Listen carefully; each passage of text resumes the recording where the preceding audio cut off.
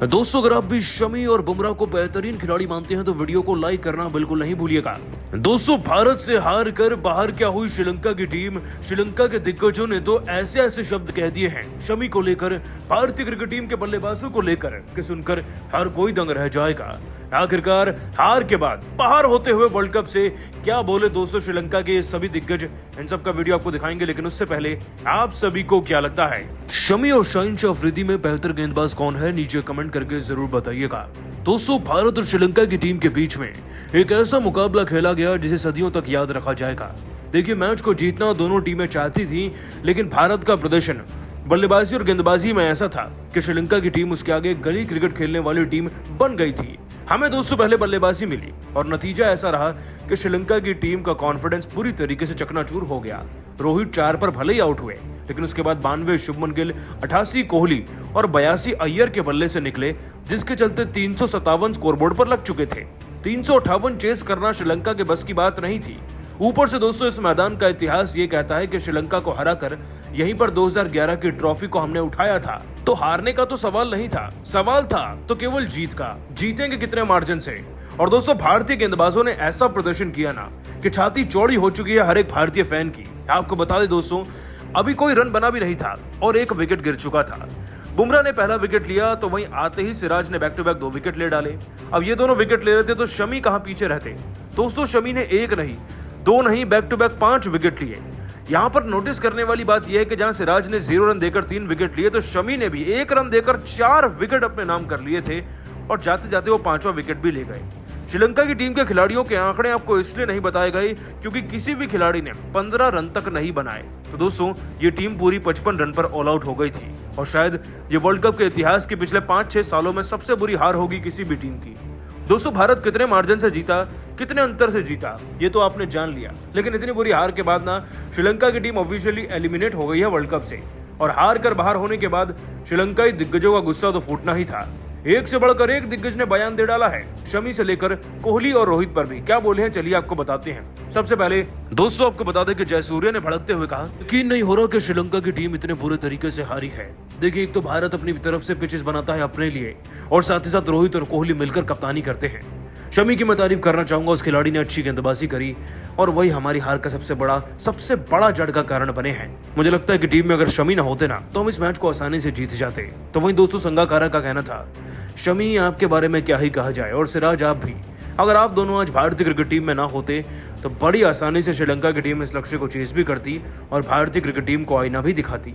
वो तो पिच की कंडीशंस गेंदबाजों के हिसाब से बनाई गई थी, इसलिए हमारी टीम हारती हुई चली गई, वरना इस मैच को हम ही जीत कर लौटते। साथ ही दोस्तों आपको बता दें कि मलिंगा ने भी कहा, देखिए जो मैदान में अच्छा खेलेगा वो तो जीतेगा ही। और भारतीय क्रिकेट टीम बहुत ही ज्यादा अच्छा खेली है, शायद इसीलिए जीत उनके कदम चूमती हुई चली गई। और हमारी टीम ने कितना घटिया प्रदर्शन किया वो हमारे सामने है। हमें हार को स्वीकारना चाहिए और भारत से सीख कर आना चाहिए। तो वहीं दोस्तों महिला जयवर्धने तक का कहना था, अरे भारतीय क्रिकेट टीम से हार गए, आपको शर्म आनी चाहिए। श्रीलंका की टीम कम से कम यहाँ तो जीतते और दिखाते कि आप में भी दम है। खैर, एक एशिया कप T20 का जीतने से ये नहीं पता चल जाता कि पूरे विश्व में आपकी तूती बोल रही है। भारत को हराकर दिखाइए दम है तो। और वाकई में पिच की कंडीशन से थोड़ी बहुत छेड़छाड़ तो मुझे भी लगी, लेकिन जीतने वाला जीत चुका है और हारने वाला हार चुका है। अब क्या ही बात करें। दोस्तों, कुछ दिग्गजों ने जहां भारतीय क्रिकेट टीम और बोर्ड पर इल्जाम लगा दिए पिच से छेड़छाड़ के, तो वहीं कुछों ने अपनी हार को स्वीकार भी किया। दोस्तों, वर्ल्ड कप 2023 में आज भारतीय क्रिकेट टीम ने वो कर दिखाया ना जो पूरी दुनिया में कभी किसी टूर्नामेंट में हुआ ही नहीं होगा। आपको बता दें कि दोस्तों ये मुकाबला वानखेड़े के मैदान में खेला गया। कहने को तो 33वां मुकाबला था, लेकिन भारत अब तक अनबीटेबल है और इस मैच में तो कुछ ऐसा कर दिया कि कोई हमें हराने के बारे में सोच भी नहीं पाएगा, या फिर ख्याल भी आया तो उसे मार दिया जाएगा। क्योंकि दोस्तों आपको बता दें कि पहले जब हमें बल्लेबाजी मिली ना तो रोहित भले ही आउट हो गए, लेकिन शुभमन गिल के 92 रन, विराट कोहली के 88 और श्रेयस अय्यर के T20 अंदाज वाले 3 चौके व 6 छक्के की पारी वाले 82 रन के दम पर ना हमारा स्कोर 350 के पार चला गया था। और अल्टीमेटली हमने टारगेट श्रीलंका को दिया 358 रन का। दोस्तों, टारगेट वैसे ही पहाड़ जैसा था, तो पावर प्ले में अच्छी शुरुआत चाहिए थी और उसके बाद कई सेंचुरियां इन्हें लगती इस लक्ष्य तक पहुंचने के लिए। लेकिन श्रीलंका की टीम कमबैक कर सकती थी। दोस्तों, ऐसा सोचने वालों को आज ऐसा जवाब दिया ना बुमराह और सिराज ने कि मुंह पर सबके ताले लग चुके हैं। हर कोई इनके नाम के कसीदे पढ़ रहा है। पाकिस्तान हो या ऑस्ट्रेलिया, हर जगह के दिग्गज बुमराह और सिराज की आबड़तोड़ तरीके से तारीफ कर रहे हैं। और आखिरकार ऐसा क्यों, चलिए आपको बताते हैं। दोस्तों, जैसे ही शुरू हुआ ना रन चेज, तो इस बार रोहित शर्मा ने नई गेंद का पहला ओवर बुमराह के हाथ में दे दिया। और दोस्तों, बुमराह क्या कुछ करना जानते हैं नई गेंद से, ये तो हम सभी पहचानते भी हैं। लेकिन पहले ओवर की पहली गेंद पर निशंका को जब एलबीडब्ल्यू किया गया, तो वो गेंद इतनी ज्यादा खतरनाक थी कि निशंका का बल नहीं पड़ा डीआरएस रिव्यू लेने के लिए, और दोस्तों निशंका को आउट दिया गया। मतलब कि सोचिए 358 रन चेस करने हैं और बुमराह आकर 0 पर आपका पहला विकेट ले जाएं, तो भला आप क्या कभी जीत सकते हैं? दोस्तों, वर्ल्ड कप के इतिहास में आज तक ऐसा नहीं हुआ कि पहले ओवर की पहली गेंद पर विकेट लिया हो किसी गेंदबाज ने। बुमराह ने यह भी कर दिया। इसके बाद दोस्तों दूसरे ओवर में आए सिराज, और दोस्तों सिराज ने आते ही अपनी पहली गेंद पे करुणा रत्ने को एलबीडब्ल्यू आउट कर दिया। जनाब ने रिव्यू तो लिया लेकिन वो वेस्ट हो गया। यानी कि दोस्तों 2 रन बने थे और 2 विकेट भी हो चुके थे अब तक श्रीलंका की टीम के। लेकिन जरा रुकिए, इसी ओवर की 5वीं गेंद पर समर विक्रमाकोना स्लिप में खड़े श्रेयस अय्यर के हाथों कैच आउट करा के सिराज ने दूसरा विकेट भी अपने नाम कर लिया। और बैक टू बैक 2 रन पर 3 विकेट अब हो चुके थे दोस्तों इस श्रीलंका की टीम के। और इतना ही नहीं, सिराज ने जब चौथे ओवर में कमबैक किया, तब दोस्तों सिराज ने कुशल मेंडिस को क्लीन बोल्ड कर दिया और बिल्कुल रोनाल्डो के स्टाइल में अपना सेलिब्रेशन भी किया। दोस्तों सिराज ने बैक टू बैक 3 विकेट लेकर वाकई में चमत्कार कर दिया है, क्योंकि शायद ही वर्ल्ड कप के इतिहास में ऐसा कभी हुआ होगा कि किसी भी गेंदबाज ने एक भी रन नहीं दिया और ले डाले पूरे के पूरे 3 विकेट। सिराज ने आज ऐसा कर दिखाया है और ये वाकई में किसी चमत्कार से कम नहीं है। दोस्तों, सिराज की गेंदबाजी का दीवाना पूरा पाकिस्तान हो गया है, ऑस्ट्रेलिया वाले भी हो गए हैं, हर कोई इनकी तारीफ कर रहा है। और दोस्तों सिराज और बुमराह की रफ्तार तो हमने देखी ही, लेकिन क्या आप सभी जानते हैं इन दोनों से भी खतरनाक गेंदबाजी ना आज शमी करा गए।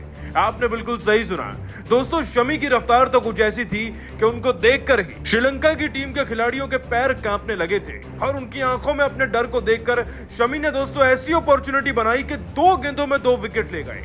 10वें ओवर की बात है, असलंका 24 गेंदें खेलकर 1 रन बनाए थे बस। दोस्तों प्रेशर तो उन पर था ही, शमी ने आते ही प्रेशर का फायदा उठाया और सीधा जड्डू के हाथों ने कैच आउट कराकर अपना पहला विकेट लिया। अगली गेंद पर हेमंता नाम के खिलाड़ी आए, उनको दोस्तों केएल राहुल के हाथों कैच आउट करा दिया, वो भी 0 रन पर। और दोस्तों ऐसे शमी ने 2 गेंदों पर 2 बैक टू बैक विकेट्स निकाल दिए। तो वहीं तीसरा विकेट शमी ने दोस्तों पारी के 12वें ओवर में लिया चमीरा को आउट कर, जब केएल राहुल का डीआरएस काम आ गया।